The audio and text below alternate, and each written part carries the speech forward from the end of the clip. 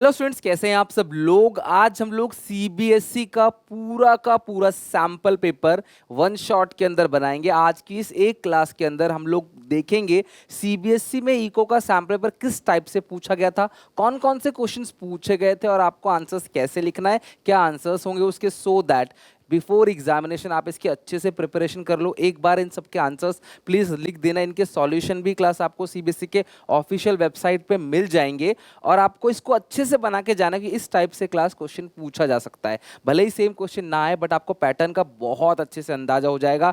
SPCC app में 3 mock test available हैं, class pre mock test उसको भी बना लेना। 3 मॉक टेस्ट, एक सीबीएसई का सैम्पल पेपर, और मैं क्लास आपको यूट्यूब पे भी अगर आप बोलोगे तो मैं यूट्यूब पे भी क्लास आपको करा दूंगा। एक मॉक टेस्ट और करा दूंगा आपको। टोटल 5 मॉक टेस्ट हो गए। यकीन मानो अगर आप 5 के 5 मॉक टेस्ट अच्छे से बना लेते हो ना, पूरा 100% पेपर उसमें से कवर होगा, उससे बाहर नहीं जाएगा। तो आइए स्टार्ट करते हैं सीबीएसई का official sample paper economics board examination 2023। Section A macro economics. थोड़े से क्वेश्चन की बात करते हैं। जो क्वेश्चंस होंगे क्लास, इसमें 10 एमसीक्यू मैक्रो से होंगे, 10 एमसीक्यू इंडियन से होंगे, राइट। तो आइए क्लास एक एक करके सारे के सारे एमसीक्यू बनाना स्टार्ट करते हैं। Read the following statements carefully. Statement 1: the consumption curve is upward sloping straight line curve due to the direct relationship between income and consumption. सीधी सी बात है. And the assumption of constant marginal propensity to consume. ये भी आपको पता है MPC और MPS constant होता है, ये assumption है constant होता है, और income के साथ सीधा सीधा relationship है। यानी कि MPC अगर बढ़ेगा, ये जो constant marginal propensity to consume यानी कि जैसे जैसे income बढ़ता चला जाएगा उसी तरीके से क्लास आपका consumption भी बढ़ता चला जाएगा और कांस्टेंट रेट होगा एमपीसी का। तो स्टेटमेंट बिल्कुल सही है। Aggregate demand curve and consumption curve are parallel. अगर आप एडी और सी बना के देखो तो ये क्लास आपका है, ये है सी, ये है एडी, दोनों पैरेलल है बिकॉज दोनों के गैप का जो दोनों का गैप है वो आई होता है, इन्वेस्टमेंट कांस्टेंट होता है। In the light of the given statement choose the correct alternative. तो यहाँ पे दोनों स्टेटमेंट सही लग रहे हैं मुझे। स्टेटमेंट ये रहा, सी ऑप्शन करेक्ट है class. Both statement 1 and 2 are true. दोनों स्टेटमेंट बिल्कुल सही है, राइट। पहले क्वेश्चन का आंसर ये है। Second, owing to the Russia-Ukraine crisis, the world is experiencing rise crude oil prices due to supply side issue. Supply side issue की वजह से क्लास कहीं ना कहीं पूरे वर्ल्ड में क्रूड ऑयल प्राइस महंगा हो रहा है। इंडिया में भी देखने को मिला, ये रियल बात है। Identify the most likely impact on the balance of payment. तो बैलेंस ऑफ पेमेंट पे इसका क्या इम्पैक्ट पड़ेगा। Production of car will in India will increase, production and sale of cycle in India will increase. अगर petrol महंगा हो गया तो साइकिल का इंक्रीज हो जाएगा, ठीक है। Inflow of US dollar in India will increase. भी इनफ्लो कहाँ से होगा भाई, डॉलर का इनफ्लो थोड़ी होगा। Outflow of US dollar from India will rise. तो डी ऑप्शन करेक्ट है क्लास की, आउटफ्लो होगा डॉलर का। क्योंकि देखो अगर क्रूड ऑयल महंगा मिलेगा तो हम लोग जो क्रूड ऑयल के मान लो पहले 100 रुपए देते थे, अब हम क्रूड ऑयल के 150 रुपए देंगे। जब क्रूड ऑयल के ज़्यादा पैसे देंगे तो भी हमारे कंट्री से डॉलर ज़्यादा बाहर जाएगा। इसका डी ऑप्शन करेक्ट है। Come to third question. Third का चेक करो class. Dash in institution that accept deposit and lending purposes. जो डिपॉजिट को लेते हैं लोन देने की पर्पसेस से, ये एक ही बैंक है class, commercial bank. Life insurance corporation नहीं है, आरबीआई तो बिल्कुल भी नहीं है, गवर्नमेंट ऑफ इंडिया नहीं करते काम। तो ये कमर्शियल बैंक है। कमर्शियल बैंक जनता से पैसे लेती है जिसका मेन पर्पज है लोन देने के लिए, काम ही है। और ये जो डिफरेंस है, जिस रेट पे लेते हैं लोन, जिस रेट पे लोन देते हैं, उसका जो डिफरेंस है उसको स्प्रेड बोलते हैं, और कमर्शियल बैंक ऐसे ही पैसा कमाती है।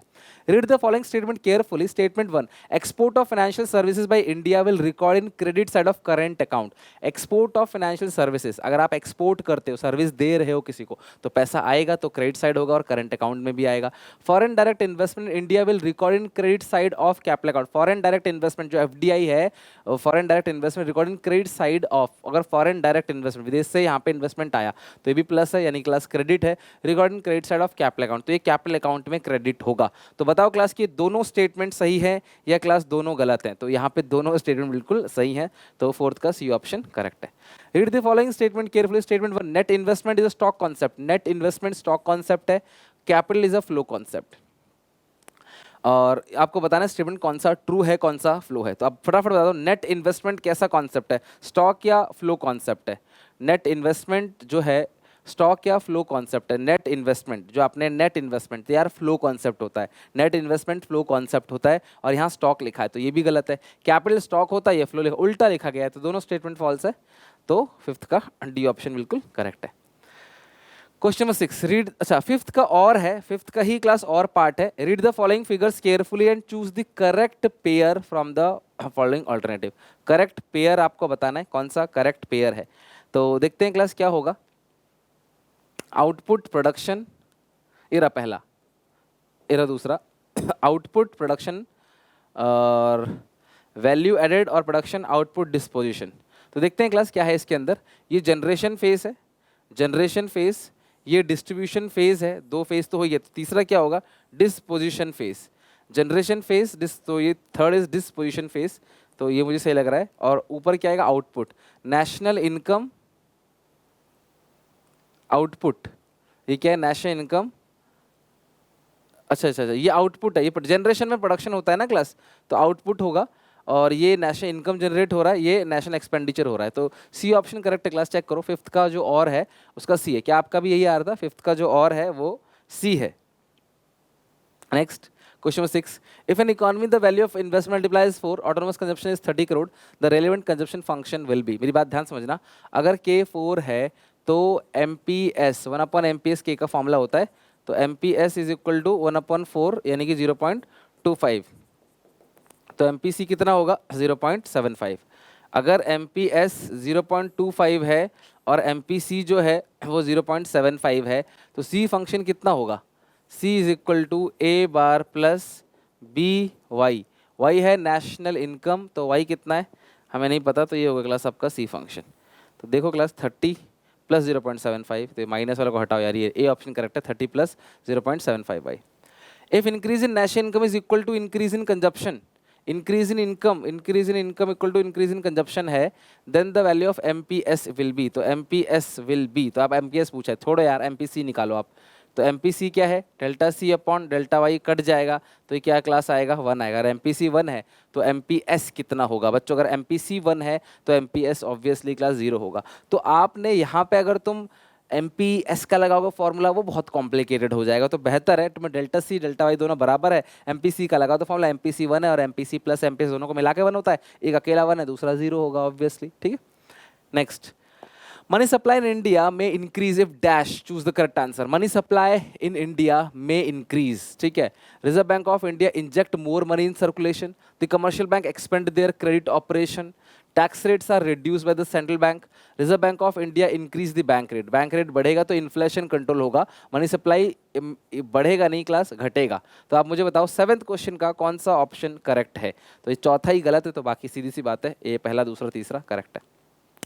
Suppose the following data is presented, imaginary economy, year दे रखा है 10 और विजिबल एक्सपोर्ट विजिबल इंपोर्ट है, और identify which is the statement about period 10 और 20 is correct. Improvement in balance of trade अगर मैं देखें तो बैलेंस ऑफ ट्रेड कितना आएगा? एक्सपोर्ट माइनस इंपोर्ट प्लस का 40 हो गया, 580 माइनस 460 माइनस करो कितना आएगा?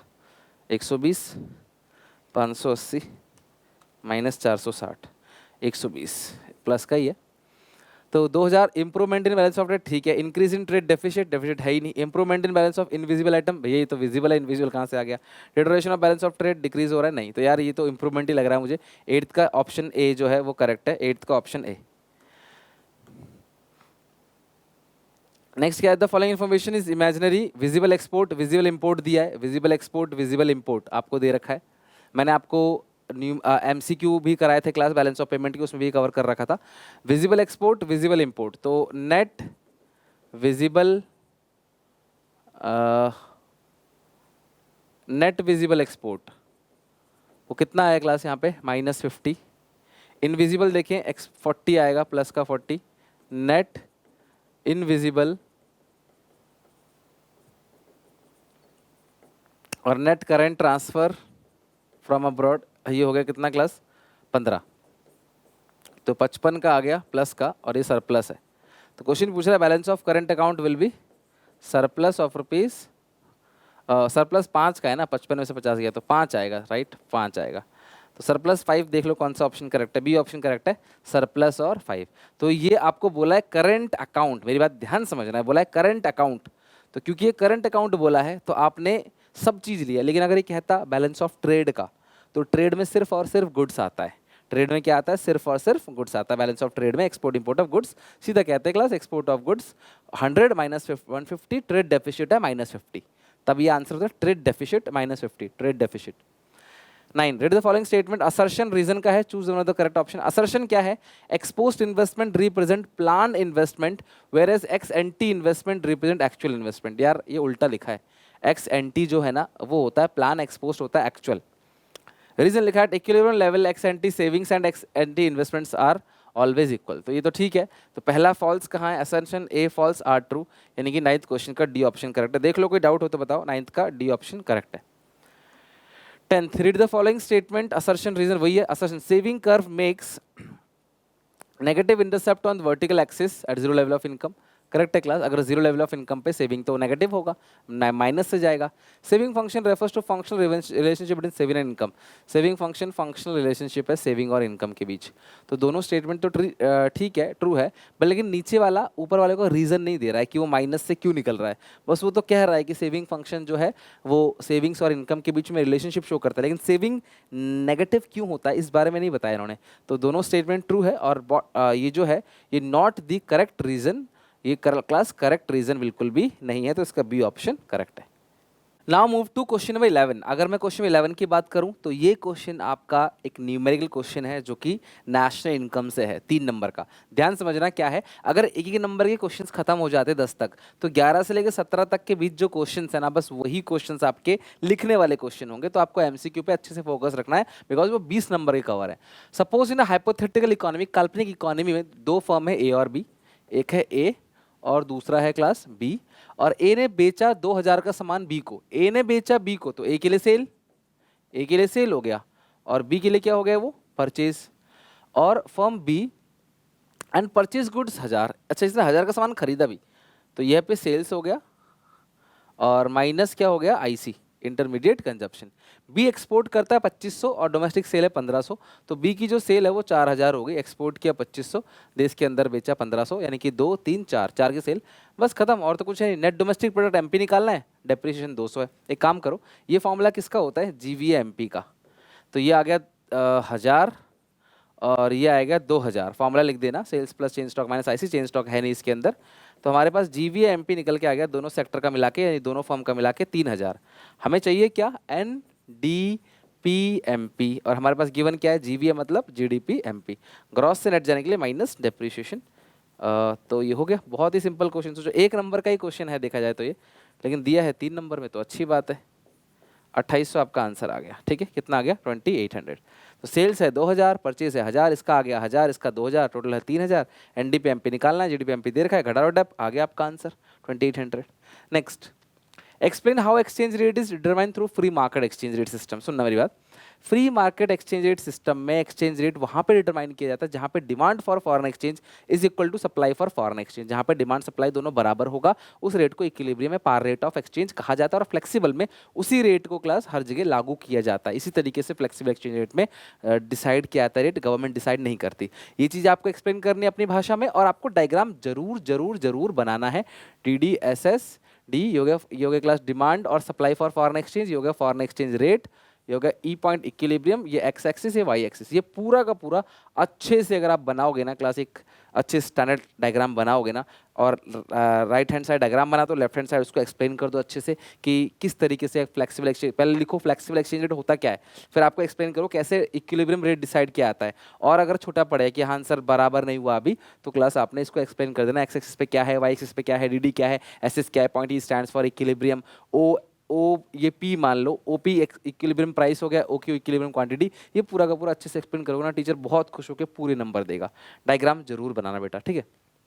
अगला, अगर आपको ये नहीं आता, मेरे हिसाब से आसान था, अगर आपको नहीं आता तो ऑटोनोमस और एकोमोडेटिंग आइटम जो है बैलेंस ऑफ पेमेंट का, वो बता दो। ऑटोनोमस ट्रांजेक्शन प्रॉफिट कमाने के लिए साल भर जो किया जाता है ट्रांजेक्शन, उसको बोलते हैं ऑटोनोमस ट्रांजेक्शन। एकोमोडेटिंग ट्रांजेक्शन जो बीओपी को बैलेंस, बीओपी में जो सरप्लस डेफिसिट है उसको बैलेंस करने के लिए किया जाता है। ऑटोनोमस करंट अकाउंट और कैपिटल अकाउंट दोनों में आता है, एकोमोडेटिंग ओनली कैपिटल अकाउंट में आता है। ऑटोनोमस इंडिपेंडेंट है, एकोमोडेटिंग डिपेंडेंट है। ऑटोनोमस जो है वो आपका अबव द लाइन आइटम आता है, accommodating below the line item आता है। तो बस यही आपको डिफरेंस है, 3 नंबर में कोई भी 3 डिफरेंस लिख दो आराम से। 13 question, if an economy plan to increase in income, increase in income 2000 crore and MPC 75%, मतलब 75% मतलब 0.75, और जैसे ही मैं एमपीसी देखता हूँ मेरे दिमाग में तुरंत ही दूसरी वैल्यू आ जाती है एमपीएस की। अगर एमपीसी 0.75 है तो एमपीएस होगा 0.25। Estimate increase in investment required to achieve the target, कितनी इन्वेस्टमेंट करें ताकि हमारा इनकम 2000 से बढ़ जाए। जब भी डेल्टा आई आ जाए, मैंने आपको बता रखा है के दोनों फॉर्मूला लगाओगे, पहला 1/MPS 1/0.25, के आ गया 4, और दूसरा आता है class formula 4 is equal to delta Y upon delta I. K आ गया 4, डेल्टा वाई है 2000, हमको डेल्टा आई चाहिए, delta I is equal to 2000 upon 4, 500। 500 रुपए से क्लास अगर हम इन्वेस्टमेंट बढ़ाए दें तो इनकम 4 गुना बढ़कर कितना हो जाएगा क्लास, 2000 हो जाएगा। Right, next, as per the following news publish in economic time 26 December 21, Reserve Bank of India sold government security. Inflation control करने के लिए आरबीआई गवर्नमेंट सिक्योरिटी को बेचता है 8,710 crore in secondary market over the last 4 weeks to drain out excess liquidity. Country के अंदर excess liquidity है, identify the likely cause and consequences behind this types of plan of the RBI. सीधी सी बात है, ये पहली बात एक्सप्लेन कर रहा है ओपन मार्केट ऑपरेशन को, ओपन मार्केट ऑपरेशन के बारे में बात चल रही है टू कंट्रोल इन्फ्लेशन। अगर कंट्री में इन्फ्लेशन है तो ओपन मार्केट ऑपरेशन के थ्रू मनी सप्लाई को कंट्रोल किया जाता है, रेस्ट्रिक्ट किया जाता है। इकोनॉमी मनी सप्लाई है तो आरबीआई क्या करती है, सिक्योरिटी को बेचेगी जनता को, जनता से पैसे ले लेगी, तो जनता के पास सिक्योरिटी बचेगा और क्लास पैसा किसके पास आ जाएगा, सरकार के पास पैसे आ जाएंगे, जिसकी वजह से क्लास इन्फ्लेशन कंट्रोल होगा। तो देखो क्वेश्चन कितना घुमा के पूछा है, तो यानी जो कोई बच्चा रट के गया होगा, मैं आपको हमेशा कहता हूँ ये टॉपिक पक्का आता है, मैं ये कहता हूँ पक्का आता है topic, excess demand, deficient demand, inflation, deflation control करने के लिए पक्का आता है। लेकिन अब क्वेश्चन इतना घुमा के पूछ रहा है, बच्चा बोले सर आपने तो बोला था वो आया नहीं, बेटा वही चीज़ है, वही सेम पॉइंट है, घुमा के पूछा है। ओपन मार्केट ऑपरेशन पूछा है लेकिन घुमा के पूछा है। तो इसी तरीके से क्लास आपकी प्रैक्टिस भी करनी पड़ेगी, ऐसी चीज़ आपको लिखनी पड़ेगी। Okay, next, read the following extract carefully, describe the discuss briefly the relevant functions of RBI. RBI का फंक्शन इसे डिस्क्राइब करना है, कौन से फंक्शन की बात हो रही है। Recently RBI conducted a statutory inspection for supervisory evaluation against the commercial bank. The inspection किया जा रहा है, मतलब सुपरवाइजरी फंक्शन ही लग रहा है मुझे तो। The commercial bank was impose with stringent penalty, बहुत कठोर पेनल्टी लगाई जा रही है, owing to the deficiency in regulatory compliances. As per the central bank the inspection reveal non compliances with different directions issue by RBI. Class ATM card fraud हो रहा है, ensuring integrity and quality of data, data से compromise हो रहा है ना, आपके data लेके आपको परेशान करते हैं, लोन लो ये लो, loan to small class borrowers, small borrowers को लोन दिया जा रहा है। तो ये सब कुछ इन्होंने इन सारी जगह कुछ कमियां पाई होंगी। तो ये कौन सा फंक्शन है क्लास, ये सुपरवाइजरी फंक्शन है। सेंट्रल बैंक के बहुत सारे फंक्शंस है, ये किसी फंक्शन पे सूट नहीं करता, सुपरवाइजरी फंक्शन यानी क्लास नजर रखना सही से काम चल रहा है कि नहीं चल रहा। तो कौन सा फंक्शन है क्लास, सुपरवाइजरी फंक्शन। तो सेंट्रल बैंक का ये कौन सा फंक्शन है क्लास, सुपरवाइजरी फंक्शन, यानी कि supervisory bank, central bank act करता है एज अ सुपरवाइजरी बैंक, जो कि सारे कमर्शियल बैंक में नजर रखता है। कुछ अगर वो काम नहीं कर रहे, कंप्लायंस फॉलो नहीं कर रहे, तो उनके ऊपर फाइन पेनल्टी भी लगाता है। तो इसका आंसर ये हो गया, supervisory function. Next class question number 16।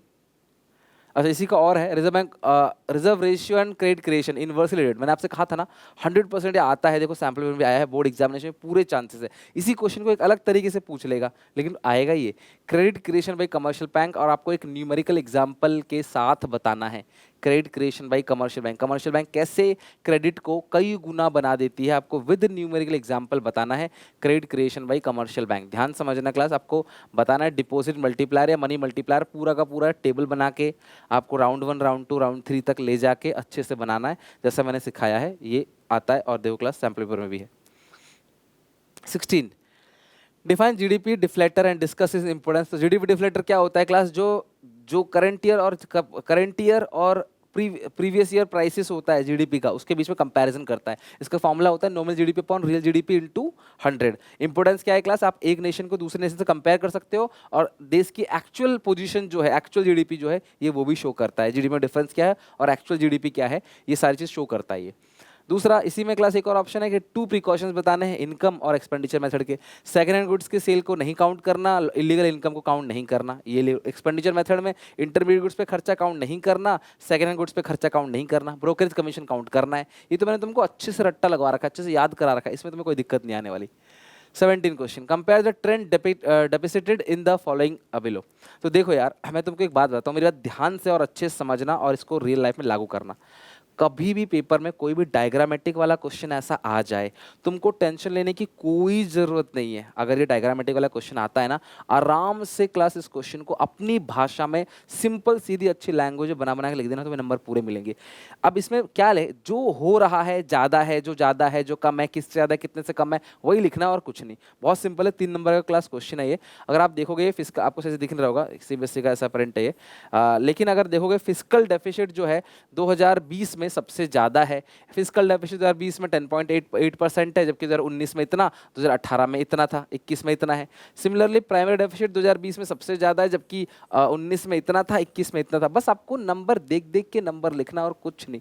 CBSE का सॉल्यूशन में भी यही लिखा होगा, आप चेक करना, सिर्फ इसी चीज़ का क्लास नंबर, इसको देख देख के नंबर बताना और कुछ नहीं।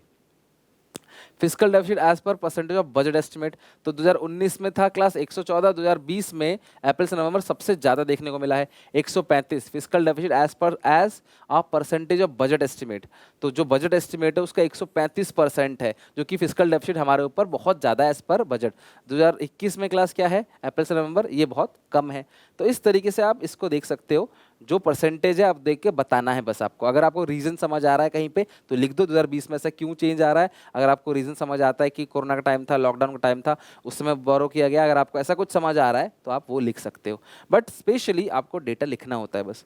दूसरा, elaborate the objective of allocation of resources. Class allocation of resources वाला जो बजट का ऑब्जेक्ट है, मीरा, याद है ना क्लास, MERA, मेरा शॉर्टकट बताया था, managing public sector enterprise economic stability, reduce inequalities between income and wealth and allocation of resources. ये बीड़ी सिगरेट तंबाकू बनाने वाली कंपनी के ऊपर हैवी टैक्स, और जो क्लास खाद्य पदार्थ बना रही हैं, जो खादी का प्रोडक्ट बना रही हैं और नेसेसरी मेडिसिन बना रही है, उन पे लो टैक्स, सरकार उनको टैक्स कंसेशन देगी, उनको बिजली सस्ते में देगी, ज़मीन सस्ते में देगी। जो बीड़ी सिगरेट तंबाकू बनाते हैं हाई टैक्स, और ये सब चीज़ें उन पे ज़्यादा महंगी होती हैं, राइट। तो इस तरीके से क्लास ये क्वेश्चन बहुत अच्छा है, आप ध्यान रखना। और distinguish between revenue receipts and capital receipt, आपको डिफरेंस बताना है। रेवेन्यू रिसीट सरकार की वो रिसीट है जिससे सरकार की ना ही कोई असेट रिड्यूस होती है, ना कोई लायबिलिटी बनती है, जैसे टैक्स वगैरह हो गया, रेकरिंग नेचर का हो गया। कैपिटल रिसीट, कोई ना कोई असेट जो है कम होगी, नहीं तो कोई ना कोई लायबिलिटी बन जाएगी, फ्री का पैसा नहीं मिलता, ये नॉन रेकरिंग नेचर है। और ये क्लास आपका नॉन रेकरिंग नेचर होगा। इसके example recovery of loan, disinvestment borrowings, 3 number का है, 3 पॉइंट आप लिख देना।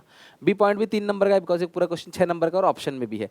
तो director in tax, the person who bear the burden of tax, the person who bear the burden of tax does himself पे with the government, मेरा tax मैं खुद सरकार को जमा कराऊंगा तो डायरेक्ट टैक्स है। The person who bear the burden of tax does not himself deposit with government, indirect tax, इसका बर्डन शिफ्ट नहीं किया जा सकता, नॉट शिफ्टेबल, इसका बर्डन शिफ्ट किया जा सकता है, तो ये शिफ्टेबल हो गया। अगर हम बात करूँ डायरेक्ट टैक्स की, अगर मैं डायरेक्ट टैक्स की बात करूं, इसके एग्जांपल इनकम टैक्स हो गया, कॉर्पोरेट टैक्स हो गया, इसका GST हो गया, कस्टम ड्यूटी हो गया।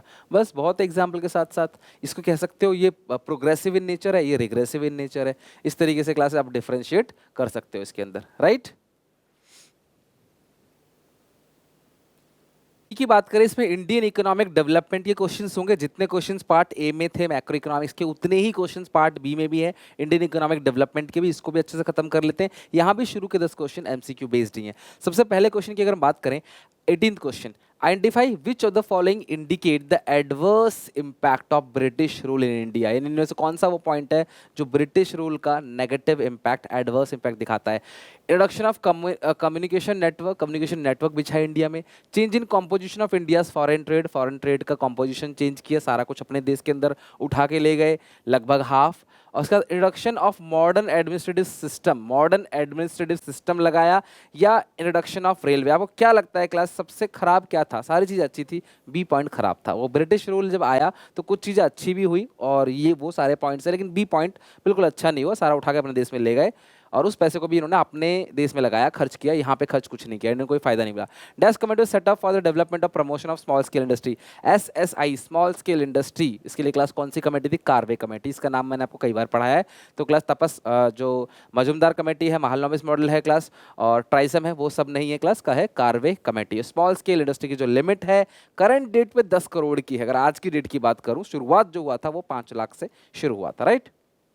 Next, first industrial policy resolution, first industrial policy resolution कब आया था? डेटा इतना ही है बस, एक एक नंबर में जो पूछा था, और इन सब की पूरी प्रिपरेशन क्लास मैं करा दूंगा, बिल्कुल भी चिंता नहीं करो उसकी।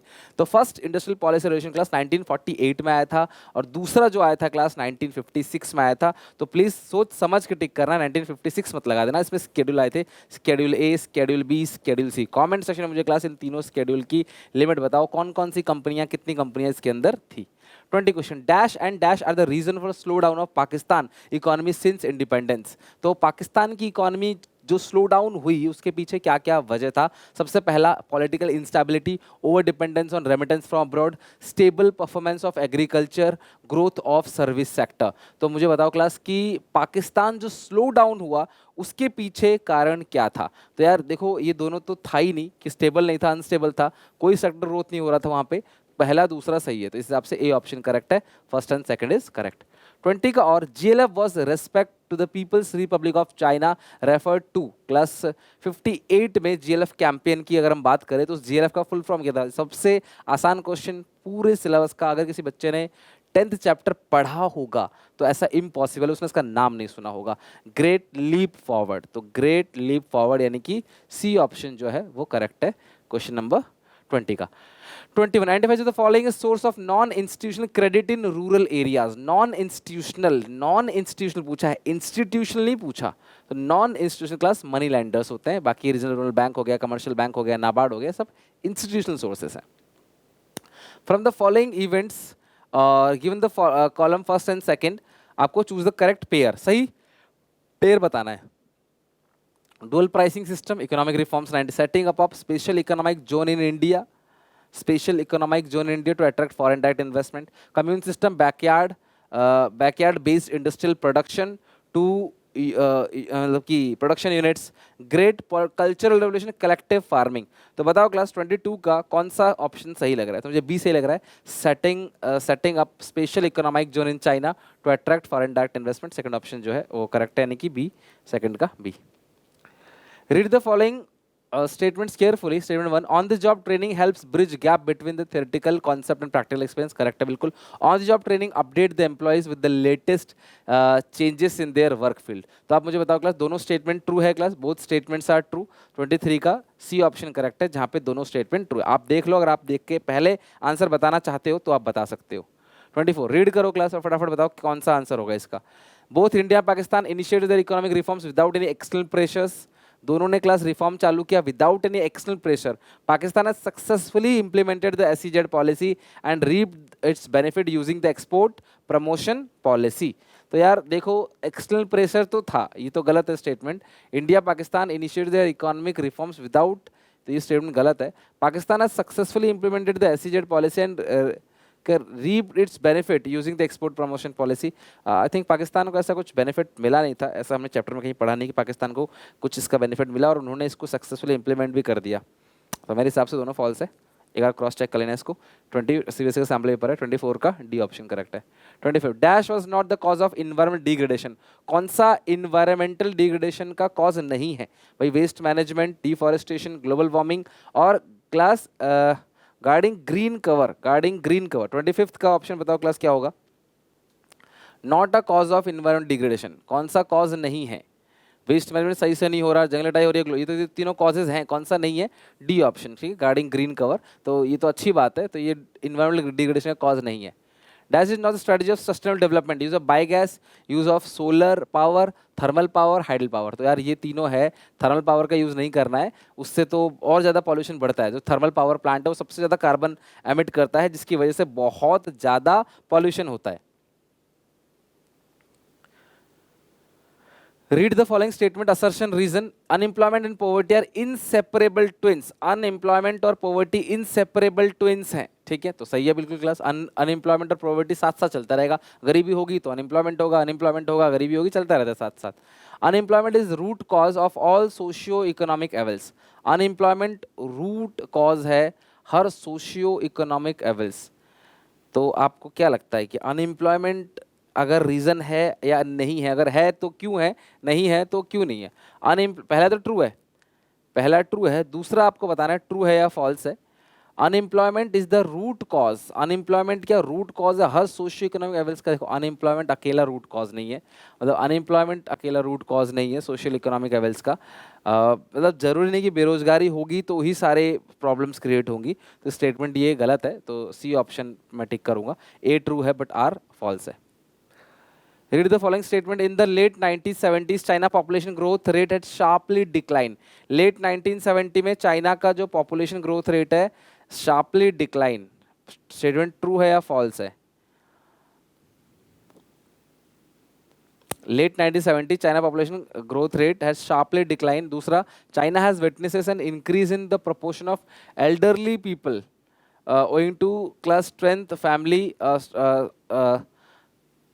Stringent family planning programmes. तो ये थोड़ा सा कॉम्प्लिकेटेड है, लेकिन एक बार आपको याद होगा ये हमने इंडिया चाइना पाकिस्तान में पढ़ा था। India has witnesses an increase in proportion of elderly people owing to the strengthness family planning. तो जो फैमिली प्लानिंग प्रोग्राम है ना, उसको स्ट्रॉन्ग करने से क्या हो, चाइना की जो लोग है, जो पॉपुलेशन है ना, जो बूढ़े लोग हैं वो बहुत ज़्यादा हैं, मतलब चाइना में ज़्यादा लोग तक, ज़्यादा इस तक लोग जिंदा रहते हैं। तो ये स्टेटमेंट तो क्लास ट्रू है। और late 1970 China population sharply decline. देखो लेट 1979 में आई थिंक वो आया था वन चाइल्ड पॉलिसी, तो उस समय पे धीरे धीरे डिक्रीज हुआ, शार्पली डिक्लाइन तो नहीं हुआ। तो अगर ए ट्रू है, इसको ये ट्रू और ये फॉल्स, यानी कि मैं इस पे ये फॉल्स है, ये फॉल्स है, ये ट्रू है। डी ऑप्शन करेक्ट है। 27 का डी ऑप्शन जो है वो करेक्ट है। नंबर 28, इसमें डायग्राम वाला क्वेश्चन है। इसके अंदर क्लास आपको एक ग्राफ दे रखा है, एक इमेज दे रखी होगी आपको, और आपको इस इमेज को देखकर आपने अपने आंसर्स को देना है। तो इसमें क्या लिखा हुआ है, interpret the given picture on account of current environment challenges. तो इसमें कौन से इन्वायरमेंट चैलेंजेस की बात कर रहा है क्लास, आप देखो कौन से environment. We are running out of time, glaciers पिघल रहे हैं क्लास, तो इसका मतलब ये बात कर रहा है ग्लोबल वार्मिंग की। तो आपने ग्लोबल वार्मिंग को एक्सप्लेन करना है क्लास, इसमें और तो कुछ लिखा नहीं है, बस यही लिखा हुआ है, इसको आपने बताना है। तो ये कौन सा इन्वायरमेंटल चैलेंज है करंट में, तो ये global warming. You have to explain it very well. Global warming क्या है, किस तरीके से प्रिवेंट किया जाता है, और ग्लोबल वार्मिंग के साइन क्या क्या है, ठीक है। तो इसको आपने एक्सप्लेन करना, 3 नंबर में है, तो आपको ज़्यादा से ज़्यादा 6-7 लाइन एक्सप्लेन करना है, वो बहुत होगा। 29, defend and refute. Defend and refute वाले क्वेश्चन में डिफेंड का मतलब क्या है कि आप उस लाइन के सपोर्ट में हो, जो बात कही गई है आप उसके सपोर्ट में हो, उसको बोलते हैं डिफेंड। और रिफ्यूट का मतलब क्या है क्लास, कि आप उसके अगेंस्ट हो, this is called refute. The following statement to the valid explanation, एक अच्छा एक्सप्लेनेशन भी आपको देना है। Disguise unemployment is a common form of unemployment in rural area. Rural India correct है क्लास। डिसगाइज अनएम्प्लॉयमेंट जहाँ पे एडिशनल लेबर की जो मार्जिनल प्रोडक्टिविटी है वो जीरो है, यानी कि एक काम को 10 लोग कर सकते हैं बट पूरा परिवार 12-15 लोगों का उस काम को कर रहा है, इसको हिडन अनएम्प्लॉयमेंट भी कहते हैं, और ये रूरल एरिया में बहुत देखने को मिलता भी है। तो ये स्टेटमेंट करेक्ट है क्लास, आपको इसको वैलिड एक्सप्लेनेशन देके लिख देना है, ठीक है। आई होप आप लिख लोगे। देखो पेपर आपको छोड़ के नहीं आना एक सिंगल नंबर का भी, आप कसम खा लो कि मुझे पेपर में अटेम्प्ट हर कोई क्वेश्चन करना है, अपना पूरा जोर लगाना है, हर एक क्वेश्चन में स्किप कुछ नहीं करके आना। अगला है critically evaluate the role of rural banking system in the process of rural development in India. ये है क्लास रूरल डेवलपमेंट चैप्टर से, जहाँ पे जो रूरल बैंकिंग सिस्टम, देखो हमारे पास बहुत सारे इंस्टीट्यूशनल और नॉन नेशनल सोर्सेज हैं क्रेडिट के, लेकिन प्रॉब्लम क्या है कि वो इनसफिशिएंट है। इनसफिशिएंट इंस्टीट्यूशनल क्रेडिट सिस्टम, यानी जो इंस्टीट्यूशनल क्रेडिट सोर्सेज है ना, बहुत इनसफिशिएंट है। बहुत ज़्यादा क्लास ग्रामीण बैंक, बहुत ज़्यादा कमर्शियल बैंक नहीं है। दूसरी बात है क्लास की ग्राउंड लेवल पे लोग फार्मर्स को लोन नहीं देते। जो मार्जिनल फार्मर्स हैं, जो पुअर फार्मर्स हैं, उनको उससे बेनिफिट नहीं मिलता। अमीरों को ही बेनिफिट मिलता है, जो अमीर फार्मर है उनको लोन मिल जाता है, जो गरीब फार्मर है जिनको चाहिए उनको लोन नहीं मिलता। जो अमाउंट इनसफिशिएंसी है, जो अमाउंट लोग देते हैं वो इनसफिशिएंट है। क्रेडिट सैंक्शन जो है वो बहुत कम होता है, मांगते 5 लाख मिलता है 1 लाख है। ये सारी प्रॉब्लम्स हैं, तो आपको रूरल बैंकिंग सिस्टम में क्या क्या प्रॉब्लम्स है उनको बताना है इस क्वेश्चन में, ठीक है। तो जो आपको आसान लगे, शुरू के जो आपको 15 मिनट आई एम सॉरी शुरू के 15 मिनट क्वेश्चन रीडिंग के लिए मिलता है आपको, तो उन क्वेश्चन जब रीडिंग करोगे ना, तो उस टाइम डिसाइड कर लोगे किन के अच्छे ज़्यादा पॉइंट आपको आते हैं और कौन से पॉइंट आपको लिखने हैं, ठीक है। Next 30, compare and analyse the following information. तो एक क्वेश्चन ऐसा भी आएगा जहाँ पे क्लास आपको एक डाटा, एक चार्ट दिया होगा और क्लास आपको वेल इसको एक्सप्लेन करना है। तो मैंने आपसे पहले भी कहा था क्लास एक क्वेश्चन के अंदर, कभी भी ऐसा डाटा आता है, चार्ट आता है, तो आपने जो जो उसके अंदर लिखा है ना उसी को वर्ड्स में एक्सप्लेन कर देना है। यह नंबर्स में दिया गया है, इसी को आपने वर्ड्स में एक्सप्लेन कर देना है। कुछ ज़्यादा है कुछ कम है तो आप वो भी यहाँ पे दिखा सकते हो, इसको देख के क्या समझ आया, इसको देख के क्या समझ आया तुम्हें, तुम ये बता सकते हो। तो जैसे मुझे अगर समझ आ रहा है तो 2004-5 का एक्सपोर्ट दिखा रहा है, 18-19 का एक्सपोर्ट दिखा रहा है, तो हम ये कहेंगे कि 2004-5 से 18-19 में पाकिस्तान में एक्सपोर्ट ग्रोथ हुआ 3.7%। इंडिया पाकिस्तान को 3.7% से ग्रोथ कर रहा है एक्सपोर्ट, जबकि इंपोर्ट जो है वो क्लास लगभग 5.1%, यानी कि हम लोग जो है पाकिस्तान से imports to India, export from India, imports to India, तो काफ़ी हम लोग 5.1% का ग्रोथ रेट है हमारे एक्सपोर्ट में। जबकि चाइना का जो एक्सपोर्ट इंपोर्ट में, चाइना का जो एक्सपोर्ट हो रहा है वो पहले 2.6% था, ठीक है, और अब ये बढ़कर कितना हो गया, इंपोर्ट जो है वो 10.3। तो हम लोग कहीं ना कहीं चाइनीज़ प्रोडक्ट में ज़्यादा डिपेंड होते चले जा रहे हैं। हमारा जो इंपोर्ट है चाइना से वो ज़्यादा है एज़ कम्पेयर टू पाकिस्तान। यही आपको दिख रहा है। इसी को आपने 6-7 लाइन में 3 नंबर का है, इसको आपने एक्सप्लेन करना है, 30 क्वेश्चन, ठीक है। तो आप कह सकते हो कि हम लोग चाइनीज़ गुड्स पे, चाइनीज़ इकोनॉमी पे बहुत ज़्यादा डिपेंड हो रहे हैं। हम लोग 10% इंपोर्ट जो है वो बढ़ा रहे हैं। पहले से देखो क्लास, यहाँ पे 2004 से 18-19 में 2.6% था, अब 2004 से 18-19 में जो इंपोर्ट है वो 10.3%, यानी कि हम लोग बहुत ज़्यादा इंपोर्ट कर रहे हैं चाइना से as compare to Pakistan. One Maharatna company class, कोई भी महारत्न कंपनी के बारे में बताना है क्लास, कोई भी महारत्न कंपनी। तुम लोग कमेंट सेक्शन में क्लास मुझे कोई भी नवरत्न कंपनी का नाम बताओ, मैं तुम्हें कोई भी महारत्न कंपनी का नाम बताता हूँ। महारत्न कंपनी जैसे इंडियन ऑयल कॉर्पोरेशन, ओएनजीसी हो गया, ठीक है, बीपीसीएल हो गया, भारत पेट्रोलियम कॉर्पोरेशन लिमिटेड, इसके अलावा steel authority of India limited, इसके अलावा class gas authority of India limited. तो ये सारी कंपनी जो है क्लास क्या है, महारत्न कंपनी है। और आप कोई भी कंपनी का नाम इसमें लिख लेना। Land ceiling promote equity, land support the given statement with valid explanation. तो correct class, land ceiling equity को प्रमोट करता है। लैंड सीलिंग का मतलब क्या होता है कि अगर किसी इंसान के पास एक लिमिट से ज़्यादा ज़मीन है तो उस ज़मीन को सरकार एक्वायर कर लेती है और जो लैंडलेस लेबर होते हैं उनको वो ज़मीन दे देती है, जिससे कहीं ना कहीं क्लास जिनके पास ज़मीन नहीं है उनको ज़मीन मिल जाती है, उस पर खेतीबाड़ी करते हैं और जो शोषण होता था जमींदारों द्वारा पहले, वो शोषण अब नहीं होता। ऑप्शन की बात करें, डिस्कस ब्रीफली हाउ इंस्टीट्यूशंस। देखो कई क्वेश्चन ऐसे होंगे इसके तुम्हें अच्छे खासे पता होंगे, तुमने अच्छे से पढ़ रखा होगा, तुमको डीपली पता होगा उसको, पर भावनाओं में बह के बहुत लंबे आंसर्स मत लिखना। आंसर्स वर्ड लिमिट के अंदर, अगर 3 नंबर का है तो खींच के आपने 6-7 लाइन लिखनी है, 4 नंबर का है तो 10 लाइन, 6 नंबर का है तो 1 पेज, बस ये ध्यान रखना। Discuss briefly how institutional reforms, land reforms को बारे में बताना है क्लास। लैंड रिफॉर्म्स ने किस किस तरीके से काम किया। एक तो एवोल्यूशन ऑफ इंटरमीडियरीज हो गया, लैंड सीलिंग हो गया, डिपेंडेंसी ऑन रेनफॉल कम होने लगा, हम लोग मोटर ट्यूबवेल आने लगा, जिससे क्लास हम लोग मॉडर्न एग्रीकल्चर करने लगे, ग्रीन रेवोल्यूशन का इंट्रोडक्शन हुआ बाद में। तो ये सारे पॉइंट्स आपको लिखने हैं कि जो इंस्टीट्यूशनल रिफॉर्म्स है और लैंड रिफॉर्म्स हैं वो कहीं ना कहीं क्लास बेनिफिट दे रहा है एग्रीकल्चर के प्रोड्यूस को बढ़ाने के लिए। नहीं तो हम लोग यूएस पे डिपेंड थे बहुत ज़्यादा अनाज के लिए, लेकिन बाद में क्लास 60s के बाद हम लोग यूएस पे डिपेंड नहीं थे, हम लोग अपने यहीं पर अच्छा खासा अनाज प्रोड्यूस कर रहे थे। तो किसी एक्ट का, किसी इवेंट का जब आप रेफरेंस देते हो तो आपके आंसर्स में 4 चांद लग जाते हैं। अगर आप किसी एक्ट का, इवेंट का, डेट का, किसी कमेटी का आप रेफरेंस देते हो तो ये ध्यान रखना पेपर में। State the following statement true और false. Human capital and human development are one and same thing. देखो वन एंड सेम थिंग नहीं है, सिमिलर थिंग है। तो ह्यूमन कैपिटल बेसिकली क्या कहता है कि भी ह्यूमन कैपिटल कहता है कि तो प्रोडक्शन के लिए, मीन्स ऑफ प्रोडक्शन के लिए हेल्थ है, एजुकेशन है, वो देना है। अगर हेल्थ एजुकेशन दोगे तो एम्प्लॉय प्रोडक्शन करेगा। ह्यूमन डेवलपमेंट कहता है क्लास उसका जन्मसिद्ध अधिकार है हेल्थ और एजुकेशन, उसको मिलना चाहिए, भले ही वो आगे जाके रिसोर्सेज प्रोड्यूस करे ना प्रोड्यूस करे, हर एक बच्चे का एजुकेशन और हेल्थ जन्मसिद्ध अधिकार है। ह्यूमन डेवलपमेंट लॉन्ग टर्म की बात करता है, जबकि ह्यूमन कैपिटल शॉर्ट टर्म की बात करता है। ह्यूमन डेवलपमेंट वाइडर कॉन्सेप्ट है, जबकि ह्यूमन कैपिटल एक नैरो कॉन्सेप्ट है। तो आप स्टेटमेंट बेस पे दे सकते हो आंसर, डिफरेंस बेस पे भी दे सकते हो। India has poor stock of technical, नहीं, इंडिया के पास poor stock of technical power नहीं है क्लास। इंडिया के पास well in advance stock of technical power है हर एक फील्ड में, चाहे वो रिसर्च हो, साइंस एंड टेक्नोलॉजी हो, रॉकेट साइंस हो क्लास, एजुकेशन इंस्टीट्यूशंस हो, मेडिकल हो, इसके अलावा टूरिज्म, ट्रांसपोर्टेशन, हर जगह जो है इंडिया के पास भी प्रॉपर मैन पावर अवेलेबल है। तो ऐसे इंडिया के पास poor stock of man power है, ये कहना बिल्कुल गलत होगा। 33 define agriculture marketing. Agriculture marketing, किसान के पास से अनाज उठ के हमारे टेबल तक पहुंचता है, इसके बीच में जो भी प्रोसेस होता है, चाहे वो क्लास अनाज को काटना, बोआना, अनाज को काटना, उसके बाद उसको प्रोसेस करना, ग्रेडिंग करना, पैकिंग करना, उसके बाद मार्केटिंग के थ्रू हमारे तक पहुंचाना, ये सारा का सारा प्रोसेस क्या कहलाता है, agriculture marketing. Discuss briefly the importance of micro credit. देखो माइक्रो क्रेडिट प्रोग्राम का मतलब क्या होता है, सेल्फ हेल्प ग्रुप। तो आपने सेल्फ हेल्प ग्रुप को जो मैंने एक्सप्लेन किया था ना आपको, उसी सेल्फ हेल्प ग्रुप को आपने बहुत अच्छे से एक्सप्लेन करना है। सेल्फ हेल्प ग्रुप यानी कि SHG, अपने SHG को एक्सप्लेन करना है अच्छे से, सेल्फ हेल्प ग्रुप, ठीक है। Enlist any two problem faced by the farmers in initial year of organic farming. Organic farming के दो डिमेरिट, सबसे पहला प्रॉपर इंफ्रास्ट्रक्चर अवेलेबल नहीं है ऑर्गेनिक फार्मिंग करने के लिए, अवेयरनेस नहीं है, सरकार की तरफ से सपोर्ट नहीं मिलता। ये 3 पॉइंट आप कोई भी यानी 2 पॉइंट आप लिख सकते हो और उसको दो लाइन में एक्सप्लेन कर देना। हर एक पॉइंट 2 लाइन इनफ है।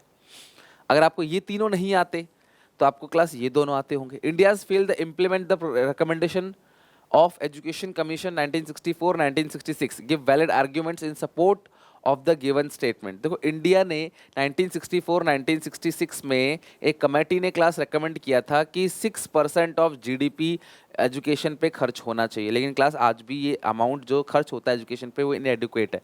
6% देश को जीडीपी का खर्च करना चाहिए क्लास किस पे, एजुकेशन पे, जो कि अभी भी इनएडुकेट है, जिसकी वजह से क्लास हमारा एजुकेशन, हमारे यूथ जनता बहुत है इंडिया के अंदर स्टिल क्लास जो पढ़े लिखे लोग निकलते हैं, जो सक्सेसफुल बनते हैं लाइफ में, वो बहुत कम निकलते हैं क्योंकि सरकार खर्च नहीं करती। इसका एग्जाम्पल रियल लाइफ में देखा जा सकता है सरकारी स्कूल में, सरकारी कॉलेजेस के अंदर, जहाँ पे टीचर्स अवेलेबल नहीं होते, बच्चों को प्रॉपर पढ़ाई नहीं मिल पाती है और जिसकी वजह से क्लास प्रॉब्लम होती है और इंडिया को बहुत नुकसान हो रहा है इससे। तो ये आप एग्जाम्पल देके लिख सकते हो। आप बहुत ज़्यादा बुराई मत करने लग जाना, उसको न्यूट्रल रखना ताकि कोई क्लास ऐसा ना हो कोई सरकारी स्कूल से पढ़ा हुआ टीचर आया कि अभी कॉपी चेक कर रहा हो, बुरा मान जाए। इसीलिए casual wage work is major source of employment in rural, casual wage work is major source of employment, defend और रिफ्यूट। तो क्लास ये स्टेटमेंट रिफ्यूटेड है, ये स्टेटमेंट करेक्ट नहीं है क्लास, क्योंकि जो रूरल एरिया उसमें सबसे ज़्यादा शेयर इसका नहीं है।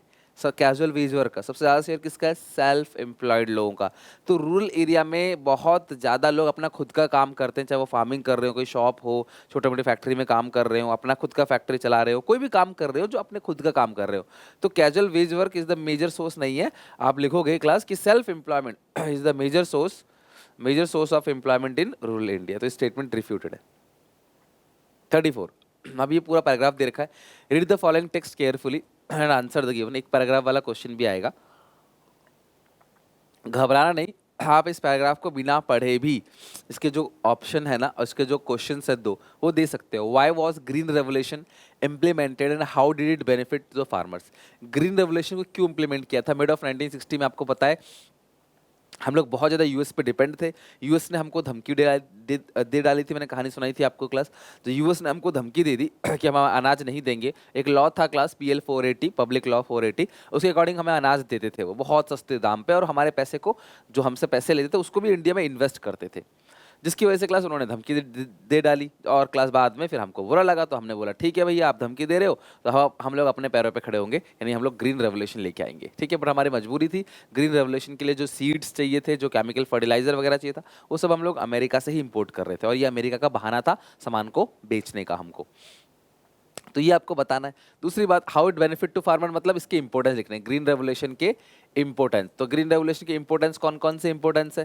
लाइक सेल्फ सफिशिएंसी और फूड ग्रेन, है ना, मार्केटेड सरप्लस और बफर स्टॉक इकट्ठा हो जाता था, प्राइस कम होने लगा एग्रीकल्चर प्रोड्यूस का, क्योंकि प्रोडक्शन बढ़ने लगा, प्रोडक्शन बढ़ेगा, सप्लाई ज़्यादा होगा, सप्लाई ज़्यादा तो प्राइस कम, तो गरीब लोगों को भी अनाज सस्ते दाम में मिलने लगा। ये इसके बेनिफिट्स हैं।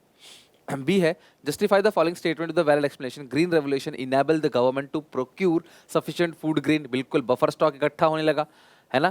फूड कॉर्पोरेशन ऑफ इंडिया कहने लगी किसानों से कि हम आपका अनाज खरीदेंगे मिनिमम सपोर्ट प्राइस पे, मतलब आपको एक अच्छी कीमत देंगे, जो आपको बाहर से मिल रहा है, डीलरों से मिल रहा है, जो इक्विलिब्रियम प्राइस है उससे भी अच्छा ऑफर आपको देंगे, आप हमें अपना अनाज बेचो। और फूड कॉर्पोरेशन ऑफ इंडिया अपने पास एक बफर मतलब एक्स्ट्रा स्टॉक इकट्ठा करती थी, सो दैट कभी कोई किसी स्टेट में अगर क्लास अनाज की कमी हो, कोई आंधी तूफान सुनामी आ जाए, कोई नेचुरल कैलेमिटी आ जाए, कोई क्राइसिस हो जाए, कोई वॉर हो जाए, तो क्लास इससे हम लोग लोगों की भलाई कर पाएंगे इस अनाज से। तो ये बिल्कुल ट्रू है, बिल्कुल सही है क्लास, इसको आपने एक्सप्लेन करना है। लेकिन मैं रेकमेंड करूंगा आपको कि भैया लाइन को जरूर पढ़ना। लाइन को पढ़ने से क्या होगा, आपको लैंग्वेज मिल जाएगी इसी में से देख के लिखने की। तो जिन जिनको इंग्लिश में बना बना के लिखने में प्रॉब्लम होती है तो आप यहाँ से देख सकते हो। लेकिन अगर मान लो क्लास टाइम नहीं है आपके पास, इतना समय छूट रहा है, तो क्यों पढ़ोगे इतना पैराग्राफ, क्यों अपने 5 मिनट खराब करोगे? सीधा आंसर लिखो, 5 मिनट में तो आंसर लिख दोगे आप। फिर मैं रीड करा देता हूँ। Read the following text carefully and answer the given questions on the basis of the same and common understanding. The Green Revolution in India began in mid 1960, marking transition from traditional agriculture in India to high-yield variety of seeds. HYV seeds को introduce किया गया.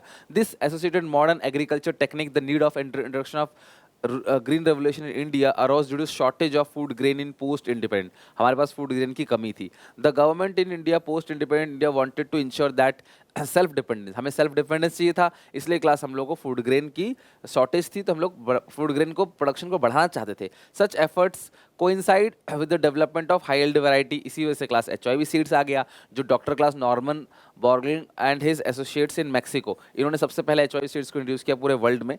और these seeds are necessities changes in farming technique such as the addition to fertiliser इन बीजों को fertiliser, pesticide, better irrigation facility की जरूरत होती थी। HYV seeds were very first introduce in India in state of Punjab, Haryana, western UP, इनमें सबसे पहले इंट्रोड्यूस किया गया। In the early period of the green revolution in India, the focus was to assemblize the new system with the more resource intensive agriculture method. The argument of introducing the new crop varieties was to increase agriculture production in terms of HYV seeds, yield crop, इसकी वजह से production बढ़ेगी, पैदावार बढ़ेगी, कीड़े मकोड़े खा जाते थे जो फसल को बर्बाद कर देते थे, आउटपुट बहुत कम निकलता था, वो सब खत्म हो जाएगा प्रॉब्लम अब। The seed introduced during the early period in green revolution Punjab were not high yielding by themselves. These are high yield were possible, handling तभी होगा जब क्लास कुछ इनपुट डालोगे, इरिगेशन फैसिलिटी, फर्टिलाइजर डालोगे, तभी वो पैदावार अच्छी देगा, सिर्फ बीज से नहीं होगा, सिर्फ बीज डाल दिया पैदावार बढ़ जाएगी, ऐसा नहीं होगा। The green revolution in India thus necessitates a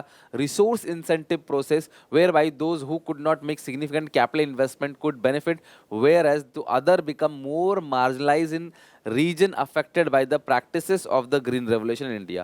On one hand, the result derived from the green revolution helped farmer to increase their yield, बहुत ज़्यादा फायदा होने लगा, शुरू में दिक्कत हुई, पैसा नहीं था लोगों के पास इस सीड्स को खरीदने का, इंसेक्टिसाइड, फर्टिलाइजर, सरकार ने इन पे सब्सिडीज भी दिया, लोगों को ट्रेनिंग भी दी फ्री में, जिसकी वजह से क्लास पैदावार इनकी बढ़ने लगी, लोगों की इनकम बढ़ने लगी। On the other hand it help the government to procure and preserve more food grain through agencies like Food Corporation of India, जो कहानी मैंने अभी बताई आपको। These food grain reserves were helpful in creation of buffer stock in India, इसी line को लिख सकते हो वहाँ पे आप दूसरे बी पार्ट में, which help in situation of class adversity, तो जहाँ पे कमी होगी चीज़ों की वहाँ पे क्लास सरकार इस फूड कॉर्पोरेशन ऑफ इंडिया का जो भी स्टॉक सरकार ने इकट्ठा कर रखा है उसको वहाँ पे वो यूज़ करेंगे।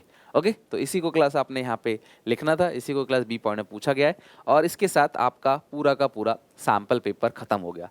SPCC ऐप डाउनलोड कर लो, वहाँ पे 3 प्रीमियम मॉक टेस्ट पड़ा हुआ है इकोनॉमिक्स का विद वीडियो सॉल्यूशन, जिससे क्लास होगा क्या, आपकी पूरी तीनों के 3 दिन उठा लो, 1 2 3, 3 दिन में 3 के 3 mock test with video solution अच्छे से बना लो, उसके आंसर लिखने की प्रैक्टिस करो, एक CBSE सैंपल पेपर आप अच्छे से कर लो। 4 चीजें हो गई क्लास, बहुत है 4 पेपर बना के जाने के लिए एग्जामिनेशन के लिए। 1 शॉट रिवीजन हो गया, बाकी छोटी मोटी चीजें, numerical theory, include exclude item और डेट इवेंट, सब चीज धीरे धीरे आ जाएगा जो आपको काफी हेल्प करेगा। मिलते हैं नेक्स्ट वीडियो में, तब तक take care, bye bye, God bless you.